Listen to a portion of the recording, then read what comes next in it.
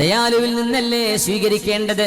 അതുകൊണ്ട് ജീവിതത്തിൽ എന്തെല്ലാം കിട്ടണം ലഭിക്കണമെന്ന് ആഗ്രഹമുണ്ടോ അതിന്റെ വഴി ഇഖ്റാഅാണ്, പഠിക്കലാണ്, ഓതലാണ്.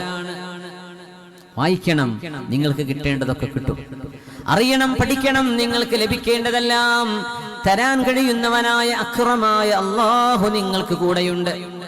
അല്ലദീ അല്ലമ ബിൽ ഖലം, എഴുതി പഠിക്കണം, എഴുതാൻ പഠിപ്പിച്ചതവനാണ്.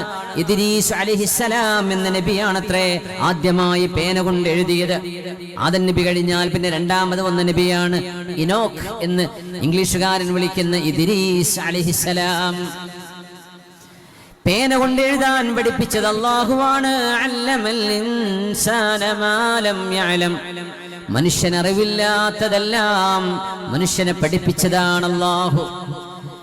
വല്ലാഹു അഖ്റജകും മിൻ ബുതൂനി ഉമ്മഹാതികും ലാ തഅലമൂന